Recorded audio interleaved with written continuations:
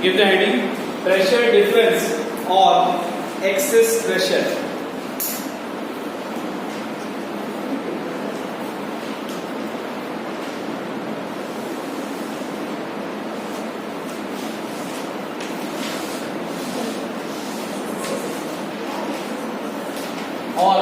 or excess pressure.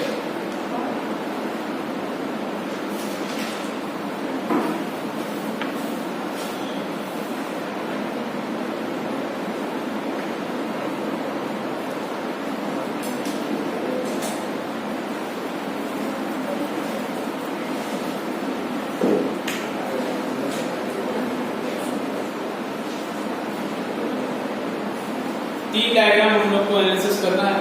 ये पहला diagram, यहाँ पे सरफेस देखो प्लेन है, that means it is plane में डिस्कस, ठीक है।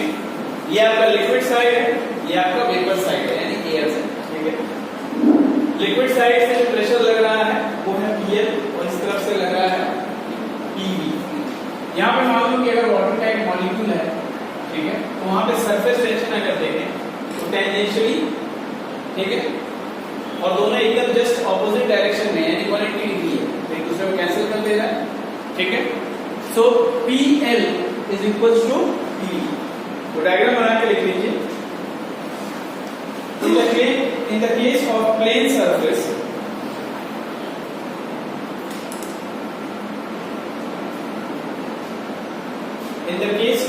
surface,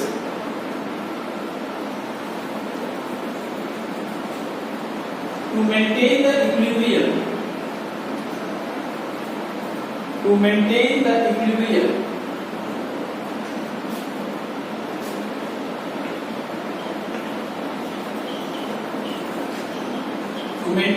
equilibrium, pressure on the liquid side is equal to pressure on the liquid side is equal to pressure on the vapor side.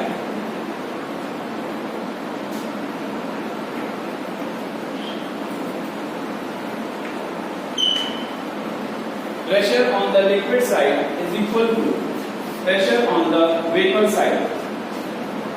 This implies delta P is equals to 0. That means there is no pressure difference. ठीक है। Now we'll talk about concave surface.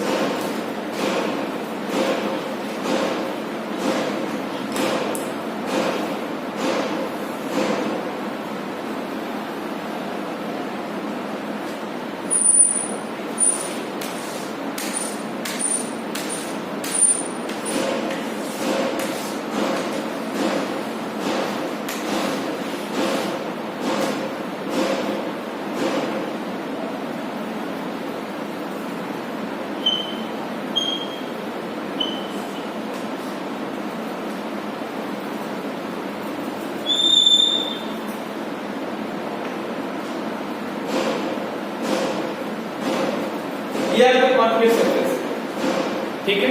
अब जरा इसको देखिए भाई, इधर से pressure लग रहा है, इधर से फोर्स लग रहा होगा, इधर से भी प्रेशर लग रहा है, इधर से भी फोर्स लग रहा होगा। साथ ही साथ ये जो सरफेस टेंशन है ये भी तो फोर्स ही है, ठीक है। तो सरफेस टेंशन जो है वो किस तरफ है, इसका जो नेट रिजल्टेंट होगा वो किधर की तरफ होगा, ऊपर की तरफ। हाँ, तो ध्यान से देखिए ऊपर की तरफ कौन कौन है, Pl और सरफेस टेंशन, और उधर से क्या है, और पूरा लिक्विड क्या है, इक्विलिब्रियम में है। तो इसका मतलब क्या हुआ, इन दोनों का सम इसके बराबर होना चाहिए कि नहीं होना चाहिए। तो आप लिख सकते हो कि T प्लस, ठीक है, T मतलब T1 ले लो, इसका इक्विवेलेंट T1 मान लेते हैं, T1 plus FL is equals to FB। इसका मतलब क्या हो गया, इसका मतलब हो गया FB जो है that is greater than FL, और इससे आप कह सकते हो कि pressure on the vapour side is greater than pressure on the liquid side. और यहाँ पे आपका जो है delta P is not equal to 0।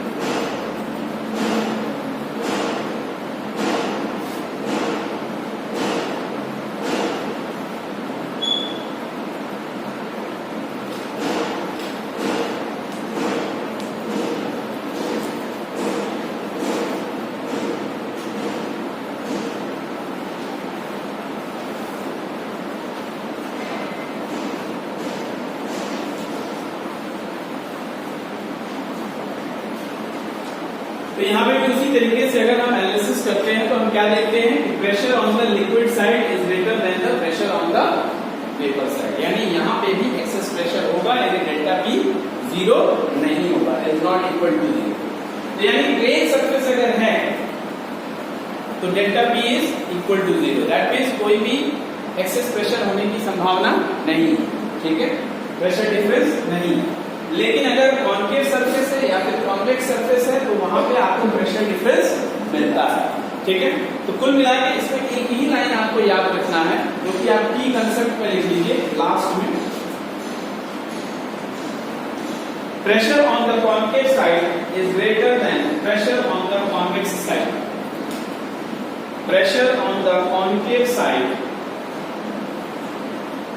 pressure on the concave side is greater than pressure on the convex side.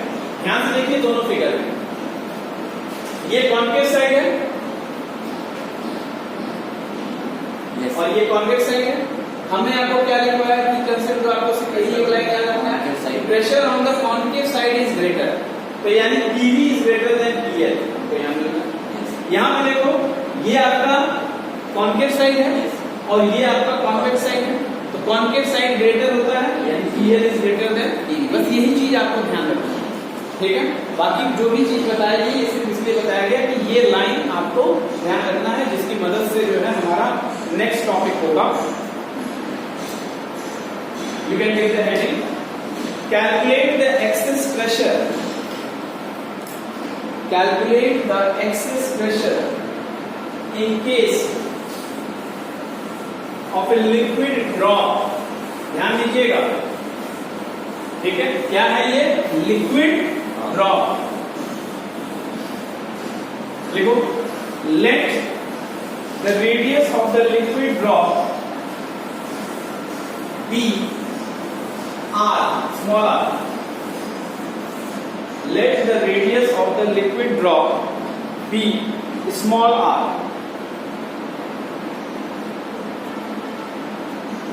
ठीक है।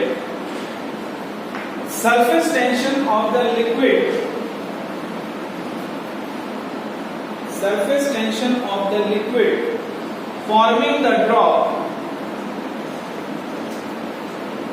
liquid surface surface tension of the liquid forming the drop B T, full stop। ठीक है, अब चीज को समझिए, ये एक लिक्विड ड्रॉप है, ठीक है, यानी ये पूरा क्या है? वाटर है, ठीक है। हम किसी एक पॉइंट को कंसीडर कर लें, ऐसा हर एक पॉइंट को होने वाला है। तो सबसे पहले सरफेस टेंशन हो गया वो T, ठीक है। This is pressure on the liquid side और ये हो गया pressure on the vapour side. हमने आपको क्या बताया? हमने आपको बताया है कि there is a pressure difference. अगर सरफेस प्लेन है तो प्रेशर डिफरेंस नहीं होगा, लेकिन अगर सरफेस कर्व है तो प्रेशर डिफरेंस होगा। तो यहाँ पे भी प्रेशर डिफरेंस है। अभी इसकी पहले जो अपने कंसेप्ट में लिखा कि pressure on the concave side is greater, तो यानी यहाँ पे प्रेशर कौन सा ज्यादा है? पीएल। तो पीएल अगर ज्यादा है यानी अंदर से प्रेशर ज्यादा लग रहा है, so there will be expansion in the liquid drop, ठीक है। अभी बहुत बड़ा एक्सपेंशन नहीं होता है, ठीक है, वेरी स्मॉल। इक्विलिब्रियम में आने के पहले, ठीक है, इक्विलिब्रियम में आने के पहले देखो ये जो ड्रॉप बना है, दिस इज जैसे ही ड्रॉप फॉर्म होता है, ठीक है, जैसे ही ड्रॉप फॉर्म होता है, जैसे ही ड्रॉप फॉर्म होता है क्या पाया जाता है कि pressure on the liquid side is more, ठीक है। इसकी वजह से इसमें एक्सपेंशन आपको देखने को मिलता है, ठीक है, और वो एक्सपेंशन होता है और ड्रॉप जो है ये रूप ले लेता है, ठीक है, और यही रूप हमें दिखाई पड़ता है। ये प्रक्रिया होने में जो है आप कह सकते हो फ्रैक्शन ऑफ सेकंड लगता है। हम खुली आंखों से इसको जो है ऑब्जर्व नहीं कर सकते, लेकिन ये घटना घटती है। तो इनिशियल रेडियस क्या था? इनिशियल रेडियस जब ड्रॉप फॉर्म हुआ था r, और जो नया रेडियस हो जाएगा वो हो जाएगा R प्लस डेल्टा R। ठीक है, बात समझ में आ गई? तो डायग्राम जल्दी से बना लो।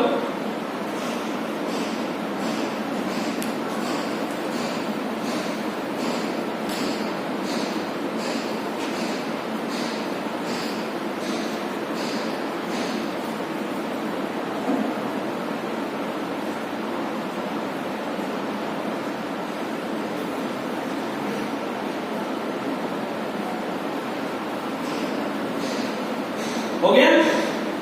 देखो, here due to the excess pressure, the radius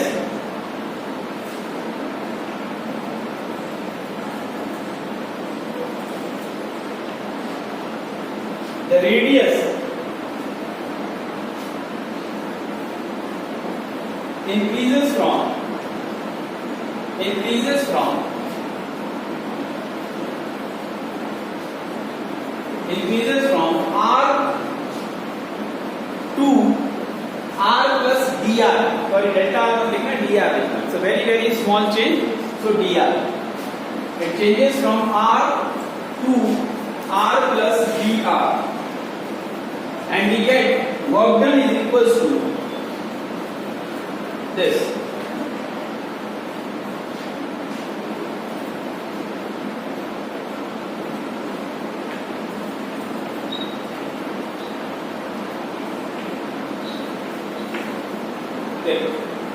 work done force into displacement dr का हुआ। फोर्स किसकी वजह से लग रहा है? Due to the excess amount of pressure. ठीक है, तो due to the excess amount of pressure, हम जानते हैं कि प्रेशर क्या होता है, फोर्स अपॉन एरिया होता है। तो यानी फोर्स क्या हो जाएगा? Pressure into area. तो यहाँ पे प्रेशर मतलब एक्सेस प्रेशर इनटू एरिया, जो ओरिजिनल जब वो फॉर्म हुआ था उस समय जो उसकी एरिया थी स्फीयर है, 4 पाई r स्क्वायर आपने लिख लिया। Now this is the work done. ठीक है, अगले लाइन में लिखिए, यहां तक लिखने के बाद numerically we know that surface energy is equals to surface tension. Numerically we know that surface energy is equals to surface tension.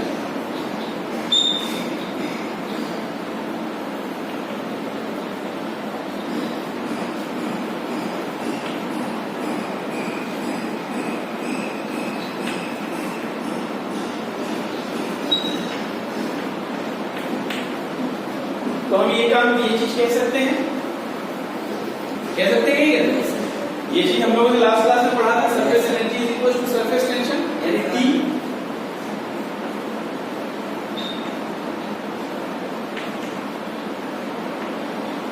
और सरफेस एनर्जी का फॉर्मूला है work done upon change in area, तो ये भी हमने लिख लिया। ठीक है, तो अब अगले स्टेप में लिखो T is equal to work done का फॉर्मूला बैठा दो जो अभी आपने लिया, जो भी कैलकुलेशन आपने किया, into 4 pi r square into dr। Now what is the change in area? भाई जाहिर सी बात है, final area minus initial area, और final area minus initial area यानी final 4 pi r plus dr का square minus 4 pi r square.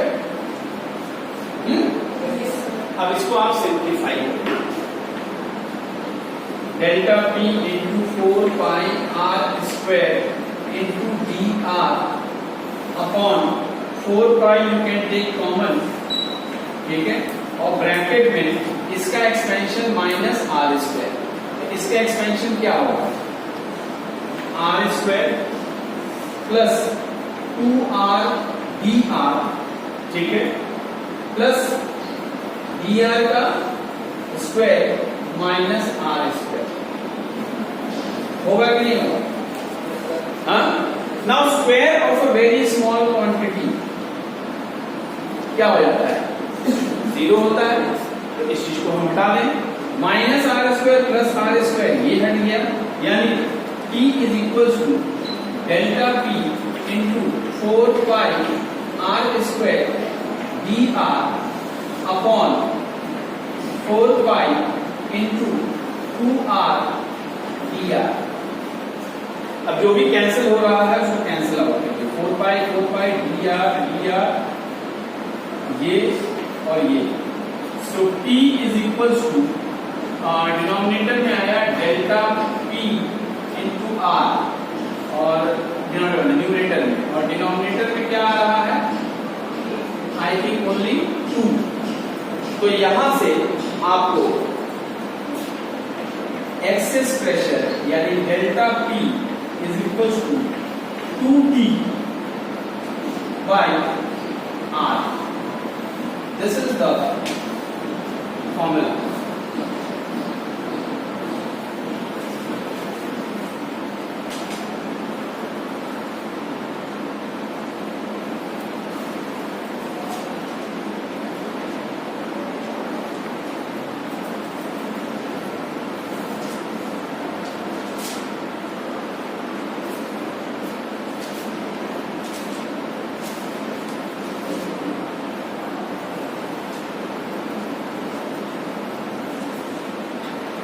ये basic proof है।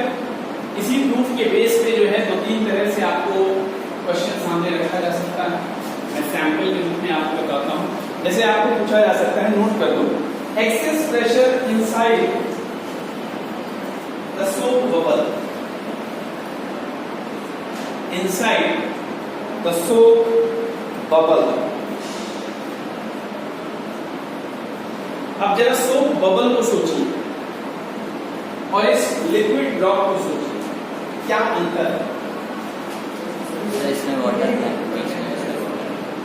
यहां पे जो है फ्री सरफेस एक है आउटर साइड में, और सोप बबल में फ्री सरफेस दो है, एक आउटर में भी है और एक इनर में। फ्री सरफेस मतलब जो डायरेक्टली एयर के कांटेक्ट में है, तो 2 फ्री सरफेसेस आते हैं। तो in case of a soap bubble excess pressure क्या हो जाएगा, delta P will be equal to, क्योंकि 2 फ्री सरफेस है, ये विल मल्टीप्लाइड बाय 2, ठीक है, मैंने उसी में बताया था। तो it becomes 4p bye r, ठीक है। ठीक उसी तरीके से एक और देखो, एक और सैंपल बता देता हूं।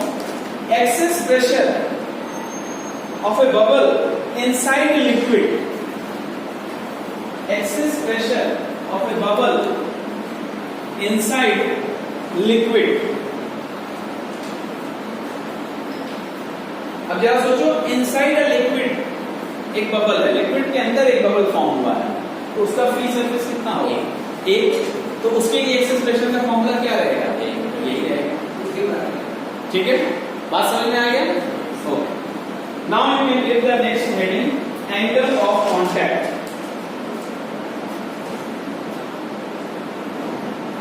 Angle of contact,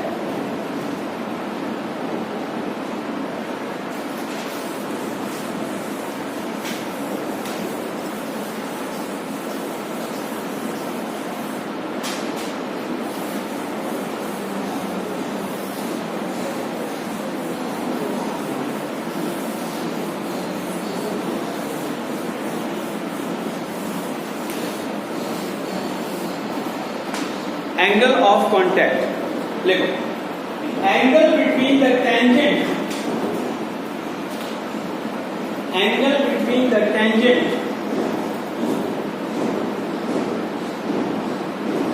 to the liquid surface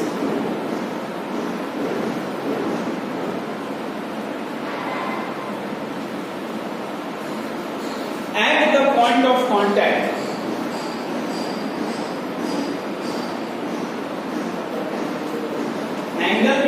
the tangent to the liquid surface at the point of contact and the solid surface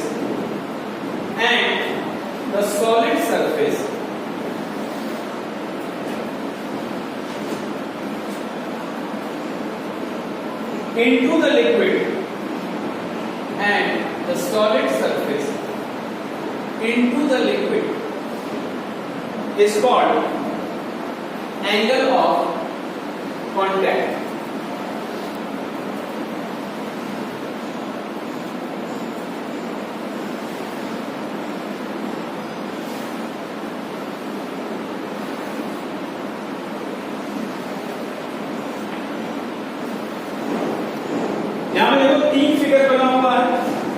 पहला वाला कॉन्केव मेनिस्कस है कि नहीं? दूसरा वाला कॉन्वेक्स और तीसरा plane. Now according to the definition क्या कह रहा है? कह रहा है कि जो आपका एंगल ऑफ कांटेक्ट है, तो जो पॉइंट ऑफ कांटेक्ट है यहाँ पे, इस जगह, यहाँ पे आप एक टेंजेंट ड्रॉ कर दीजिए। बोलो भाई अपने एक टेंजेंट ड्रॉ कर दिया, ठीक है। यहाँ पे अगर टेंजेंट ड्रॉ करेंगे तो ये टेंजेंट बनेगा, और यहां पे अगर हम टेंजेंट ड्रॉ करेंगे तो ये टेंजेंट बनेगा, ठीक है। और इसके बीच में कहा है कि the solid surface into the liquid. तो देखो सॉलिड सरफेस यहां से ऊपर भी है और यहां से नीचे भी है, तो which part is in the liquid? जाहिर सी बात है ये वाला पार्ट, यानी सॉलिड सरफेस, इस सॉलिड सरफेस से इस टेंजेंट के बीच का जो एंगल होगा, this is angle of contact. यहां पे this is the angle of contact, और यहां पे this is the angle of contact. तो क्या देखने को मिल रहा है?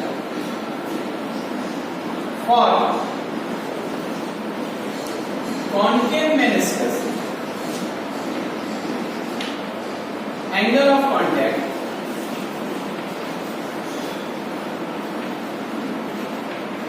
Is acute. एक्यूट एंगल बना ना, और यहां पे for convex meniscus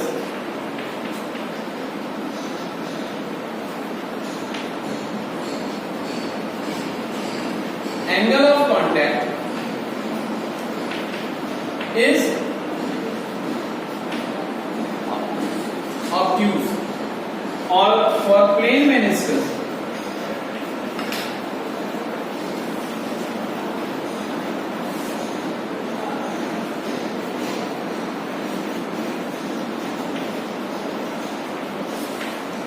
is 90 degree, ठीक है ना। जल्दी से इसको करिए।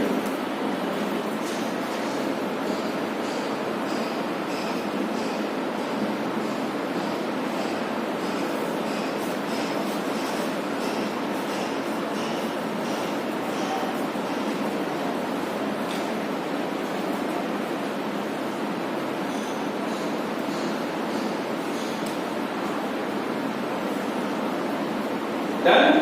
Yes, sir. Next है capillarity,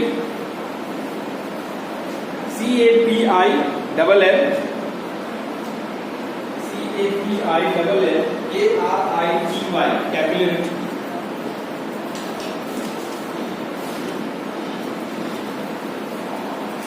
कुछ चीजें नोट करो, उसके बाद कैपिलरिटी स्टार्ट करेंगे। सबसे पहला point, a tube of very fine bore, a tube of very fine bore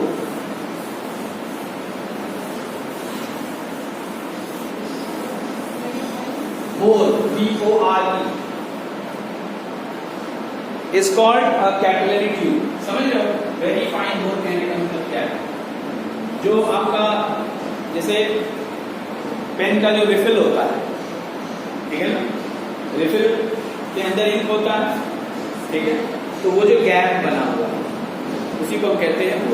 एक ट्यूब रहेगा, उसका जो वो गैप होता है that will be very very fine, यानी आपके मतलब maybe like hair like thickness.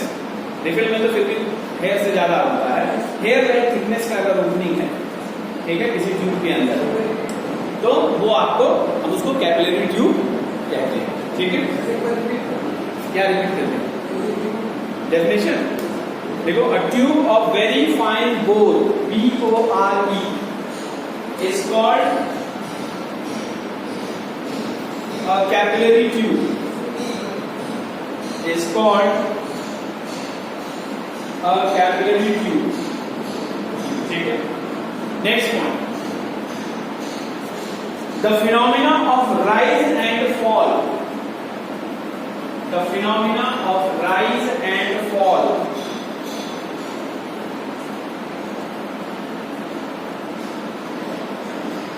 in the level of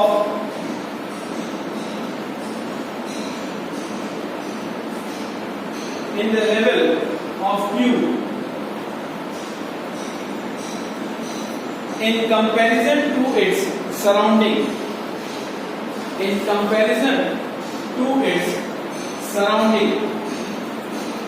is called capillarity.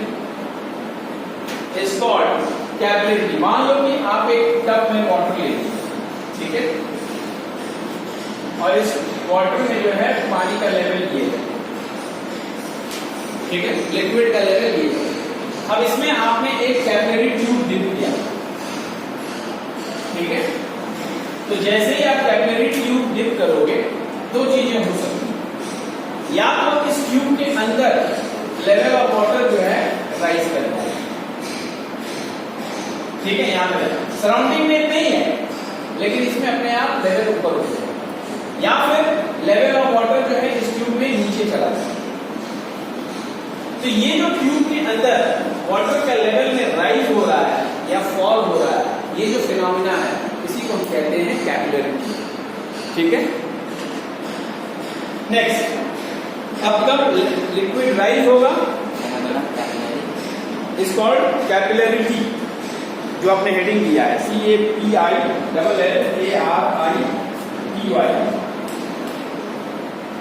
ठीक है, ये जो फिनोमिना है इसको capillarity.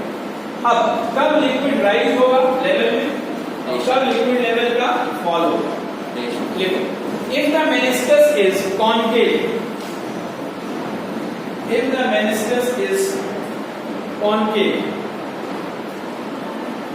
level rises. If the meniscus is concave, level rises.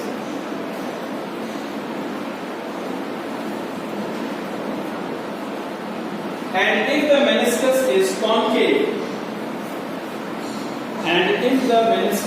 concave, the level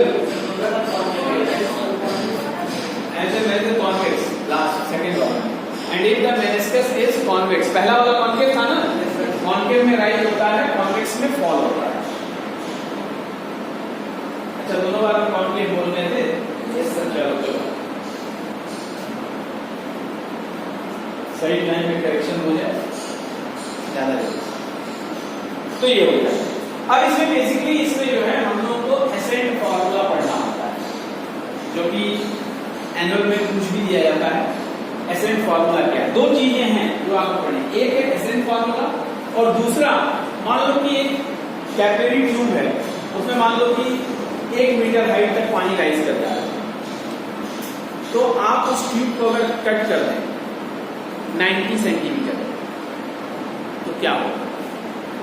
पानी राइज करके ओवरफ्लो होने लगेगा? नहीं, पानी राइज करके ओवरफ्लो नहीं होगा। ठीक है, आप इस चीज को घर पे देखिएगा। है वो कैपिलरिटी का तो एग्जांपल नहीं है, बट आपको भावनाएं जो हैं वो थोड़ा सा क्लियर हो जाएगा। टेक ए ग्लास, ठीक है, उसमें पानी भरो, एकदम भर जाएगा। अब उसमें क्या करो, बहुत अलर्ट, टेबल हिले डुले ना, कोई बॉडी कांटेक्ट ना हो, एक दूसरे ग्लास में पानी ले लीजिए, ठीक है, या ड्रॉपर से जो है उसी ग्लास में, एकदम भरा हुआ ग्लास है, ड्रॉप बाय ड्रॉप वाटर डालते जाइए। आप देखेंगे कि पानी का लेवल जो है ना ग्लास के उसके ऊपर उड़ जाएगा, but it will not fall. काफ़ी हद तक ये चीज़ मेंटेन रहता है। तो वही चीज़ यहाँ पे होगा। अगर आप शॉर्ट कर देंगे कैपिलरी ट्यूब को, पानी ऊपर राइज होगा और ऊपर में जो है उसका जो रेडियस होगा ना थोड़ा सा बढ़ जाएगा, फैल जाएगा, और ऐसे एल के ऊपर में से बना रहेगा। ठीक है, ओवरफ्लो नहीं करेगा, बस है। तो ये दो चीजों को हम लोग को इसमें पढ़ना है कैपिलरी। तो firstly ascent formula. Ascent formula निकालने के बहुत सारे मेथड्स हैं, ठीक है। टाइम के शॉर्टेज की वजह से अभी हम आपको सिर्फ एक मेथड बता रहे हैं, ठीक है, जो आपके बुक्स में दिया हुआ है, and that is the force method. Pressure method से भी निकाला जाता है, ठीक है, फोर्स मेथड से इसको निकालेंगे। You can write ascent formula. अब इस एसेंट फार्मूले से ही हम डिसेंट फार्मूला भी निकाल सकते हैं। ठीक है, तो let us make the diagram.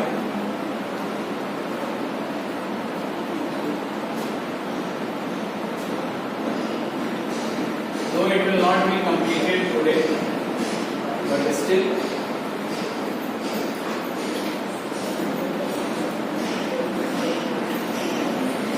अब ये देखने में आपका कैपिलरी ट्यूब नहीं है लग रहा है, बट इसको आप कैपिलरी ट्यूब ही मान के चलिए. ठीक है ना. For the clarity of the figure इसको अच्छा खासा हटा कट्टा रेडियस दिया है. ठीक. So water rises up to this level.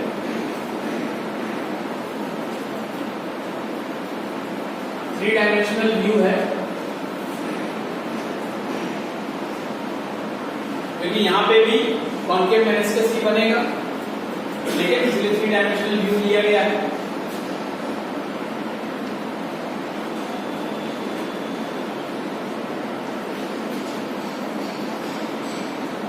This is are, ये भी आर ही है.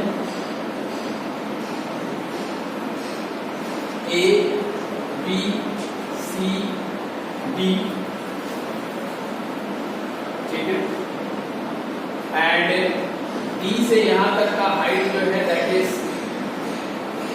एच. ठीक है. रिएक्शन फोर्स जो है यहां पे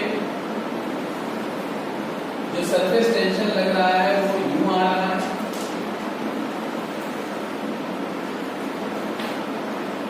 और इस सरफेस टेंशन का रिएक्शन जा रहा है ये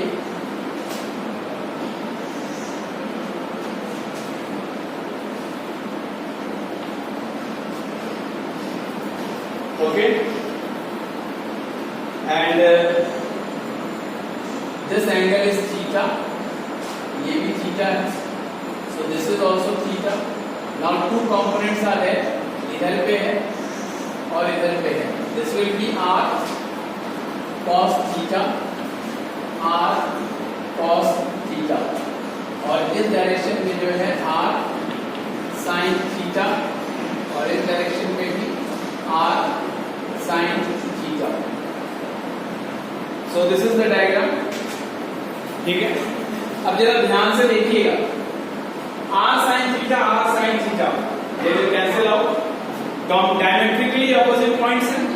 अब एक गोल चीज में ऐसे डायमेट्रिकली अपोजिट पॉइंट्स कैसे आ रहे होंगे? इनफाइनाइट पॉइंट्स होंगे.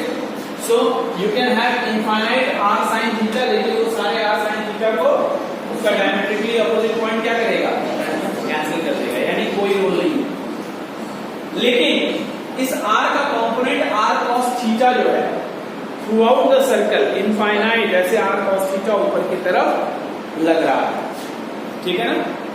अब देखो, जैसे ही आप इसको इसमें डालते हैं तो r cos थीटा ऊपर की तरफ एक फोर्स लग रहा है. ये फोर्स क्या करेगा?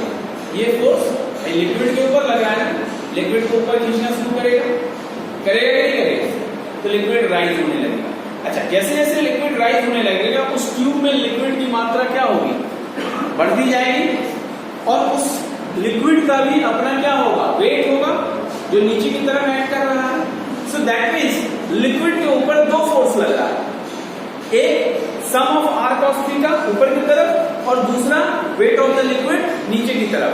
अब जब तक सम ऑफ r cos थीटा जो कि ऊपर की तरफ है वो वेट को डोमिनेट कर रहा है, तब तक तो लिक्विड राइज होता रहेगा. फिर राइज होते होते एक ऐसा पॉइंट आएगा, एक समय आएगा कि इस r cos थीटा को का जो समेशन है उस समेशन को वेट ऑफ द लिक्विड क्या कर देगा? बैलेंस कर देगा. और जब वो बैलेंस कर लेगा तो फर्दर राइजिंग स्टॉप्स. ये बात समझ में आ गया क्यों राइज होता है? यानी दो फोर्सेस हैं लिक्विड के ऊपर लग रहे हैं ट्यूब के अंदर. एक लग रहा है r cos theta, summation of r cos theta, और दूसरा उसका खुद का वेट. एक ऊपर की तरफ है, वेट नीचे की तरफ है.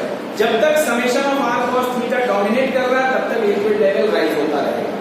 जैसे ही summation of r cos theta और जो लिक्विड का वेट है, कौन सा लिक्विड? जो कॉलम में है, जो कॉलम में लिक्विड है उसका वेट और summation of r cos theta जैसे ही इक्वल होंगे further rising will stop and it will stabilize. ठीक है, तो ये तो हमारा कंसेप्ट हो गया कि क्यों राइज होता है। ये डायग्राम आप जरूर बना लीजिए। अब रह गया इसका formula, ascent formula. Ascent formula मतलब कितना ये H है, व्हाट इज द राइज, कितना राइज होगा या फिर कितना फॉल होगा। ठीक है, अब यहाँ पे देखो, यहाँ पे क्या हुआ है, ये जो थीटा आप देख रहे हैं ये कौन सा है, एंगल ऑफ कांटेक्ट है।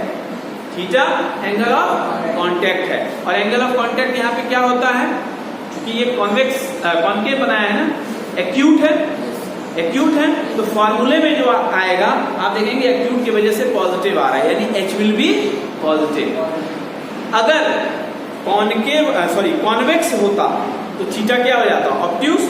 तो फॉर्मूले में जब आप उस वैल्यू को बैठाएंगे तो H की वैल्यू आपकी नेगेटिव में आएगी, और नेगेटिव वैल्यू का मतलब क्या हुआ, the level of the liquid falls down. भाई दो चीज हो सकता है, या तो राइज या फिर fall. If H is coming in negative it is fall, if H is coming in positive it is rise. इसी चीज को हमें देखना है, जो कि हम लोग नेक्स्ट वीडियो में डिस्कस कर लेंगे।